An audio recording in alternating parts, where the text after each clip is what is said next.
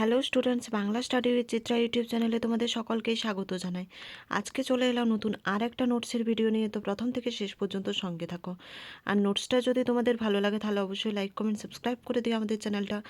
আর এই নোটসটা তোমাদের বন্ধুদের সঙ্গেও শেয়ার করে দিও যাতে তাদেরও হেল্প হয়।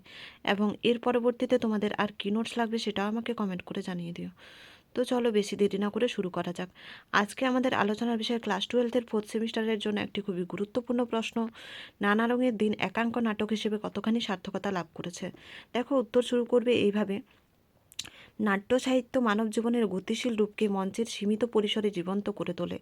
নাটকের নানা শাখা প্রশাখার মধ্যে একাঙ্ক নাটক একটি স্বতন্ত্র ও গুরুত্বপূর্ণ নাট্যরূপ। একাঙ্ক শব্দের অর্থই হলো একটি অঙ্কে সীমাবদ্ধ নাটক, অর্থাৎ যে নাটক সম্পূর্ণভাবে একটি মাত্র অঙ্কে স্বল্প সময়ের মধ্যে অল্প চরিত্র ও সীমিত ঘটনাকে কেন্দ্র করে গড়ে ওঠে তাকেই একাঙ্ক নাটক বলা হয়। আধুনিক জীবনের দ্রুততা, জটিলতা ও অন্তর্দ্বন্দ্ব প্রকাশের জন্য এই নাট্যরূপ বিশেষভাবে কার্যকর। একাঙ্ক নাটকের প্রধান বৈশিষ্ট্য হল সংক্ষিপ্ততা ও সংহতি।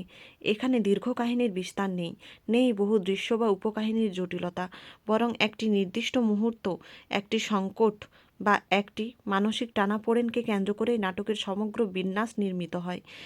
এই কারণে একাঙ্ক নাটকে নাটকীয় উৎকণ্ঠা, ড্রামাটিক টেনশন খুব দ্রুত সৃষ্টি হয় এবং অল্প সময়ের মধ্যেই তা চূড়ান্ত পরিণতিতে পৌঁছে যায়।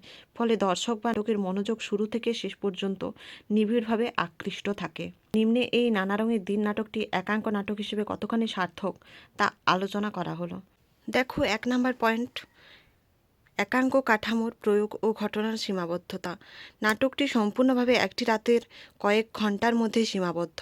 গ্রিন রুম থেকে ফাঁকা রঙ্গমঞ্চ, রজনীকান্ত ও কালীনাথের সংলাপ দিয়ে নাটকের শুরুর চমক, দ্বন্দ্ব, চরম অনুভূতি, অন্তিম উপলব্ধি, এই পুরো প্রক্রিয়ায় একটি মাত্র অঙ্কে ঘটে। এতে কোনো দৃশ্য বিভাজন বা সময়ের বড় ধাপে পরিবর্তন নেই, যা একাঙ্ক নাটকের উল্লেখযোগ্য বৈশিষ্ট্য। দেখো, 2 নাম্বার পয়েন্ট, রজনীকান্তের একাকিত্ব ও অন্তর্দ্বন্দ্বের দৃশ্যাবলী। নাটকের শুরুতেই আমরা দেখি বৃদ্ধ অভিনেতা রজনীকান্ত চট্টোপাধ্যায় দিলদারের চরিত্রে অভিনয়ের পর গ্রিন রুমে ঘুমিয়ে পড়ে এবং গভীর রাতে জেগে ওঠে অন্ধকার প্রেক্ষাগৃহে। সম্পূর্ণ নিঃসঙ্গ অবস্থায় রজনীকান্ত যেন দুর্বিষহ বাস্তবের মুখোমুখি হন। মঞ্চটি ফাঁকা, দর্শক নেই, আলো নিভে গেছে।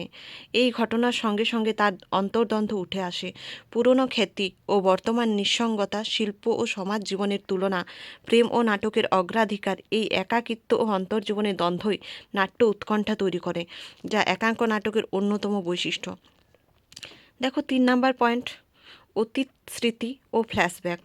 রজনীকান্ত গল্প করতে করতে স্মরণ করেন তার সোনালী অতীতের স্মৃতি, প্রেম, খ্যাতি, কঠিন সিদ্ধান্ত, এমনকি তিনি উল্লেখ করেন বিভিন্ন নাটকের সংলাপও, যেমন শাহজাহান নাটকের ঔরঙ্গজেবের সংলাপ বা রিজিয়া নাটকের বখতিয়ারের কথা।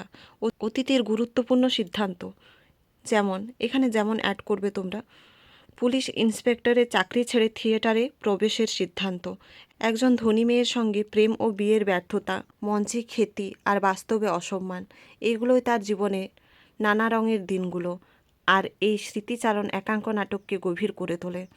দেখো, 5 নাম্বার পয়েন্ট, শিল্পী জীবন সম্পর্কের গভীর ভাবনা। নাটকটির সংলাপগুলোর মাধ্যমে উঠে আসে শিল্পকে যে মানুষ ভালোবেসেছে তার বার্ধক্য নেই, এর মতো অন্তর্দর্শী বক্তব্য। এই অনুভূতি এবং শিল্পীর আন্তরিক অন্তর্দ্বন্দ্বকে নাট্যকার সরল ভাষায় একটি মাত্র পরিবেশেই ফুটিয়ে তুলেছেন, যা একাঙ্ক নাটকের শিল্প সার্থকতা বাড়িয়েছে। দেখো নেক্সট 6 নাম্বার পয়েন্ট, চরিত্র সংলাপের গভীরতা ও একমাত্র কথোপকথন। নাটকে 2টি মুখ্য চরিত্র, রজনীকান্ত ও কালীনাথ সেন, এর আলাপ ও সংলাপ নাটককে এগিয়ে নিয়ে যায়। এর ফলে নাটকের আখ্যান একাঙ্ক নাটকের সংলাপ নির্ভর শিল্পী সম্ভাষণের মাধ্যমে জোরদার হয় এবং বেশি স্থান সময়ের প্রয়োজন হয় না। দেখো নেক্সট উপসংহার। নানা রঙের দিন নাটকটি মূলত আন্তন চেখোভের সোয়ান সং নাটক থেকে অনুকরণ করা হলেও অজিতেশ বন্দ্যোপাধ্যায় নিজস্ব লেখনী ও বিষয় দৃশ্য দিয়ে নাটকটি স্বতন্ত্র একাঙ্ক রূপে সাজিয়েছেন, যেখানে নাটকের গঠনগত আঙ্গিক, যেমন একটি মাত্র অঙ্ক, একটি নির্দিষ্ট স্থান এবং সীমিত সময়ের মধ্যে বিভিন্ন ঘটনার অন্তর্দ্বন্দ্ব ও বিষয় সম্পূর্ণ হয়েছে, যা একাঙ্ক নাটকের মূল কাঠামোগত শর্ত পূরণ করে। নাটকের সমস্ত ঘটনা একটি ফাঁকা রঙ্গমঞ্চকে কেন্দ্র করে আবর্তিত হলেও সেই সীমিত পরিসরের মধ্যেই মানুষের জীবনের নানা অনুভূতি, স্মৃতি, বেদনা ও আত্মসংঘাত গভীরভাবে প্রকাশ পেয়েছে। সর্বোপরি বলা যায়, স্বল্প পরিসরের মধ্যে গভীর জীবনবোধ প্রকাশ, স্থান, কাল, ঘটনার ঐক্য, নাটকীয় সংহতি এবং মানসিক দ্বন্দ্বের সফল উপস্থাপনা। এইসব দিক থেকে নানা রঙের দিন একাঙ্ক নাটক হিসেবে পূর্ণ সার্থকতা লাভ করেছে। আধুনিক বাংলা নাট্য সাহিত্যে এটি একটি গুরুত্বপূর্ণ ও স্মরণীয় একাঙ্ক নাটক হিসেবে যথেষ্টই প্রশংসার দাবি রাখে। তোমাদের যদি নোটসটা ভালো লাগে তাহলে অবশ্যই লাইক, কমেন্ট, সাবস্ক্রাইব করে দিও আমাদের চ্যানেলটা। আর এই নোটসটা তোমাদের বন্ধুদের সঙ্গেও শেয়ার করে দিও, যাতে তাদেরও হেল্প হয়। এবং এর পরবর্তীতে তোমাদের আর কী নোটস লাগবে সেটাও আমাকে কমেন্ট করে জানিয়ে দিও। তো এর পরবর্তীতে দেখা হচ্ছে নতুন আর একটা নোটসের ভিডিও নিয়ে। ততক্ষণের জন্য সঙ্গে থেকো, পাশে থেকো। ধন্যবাদ।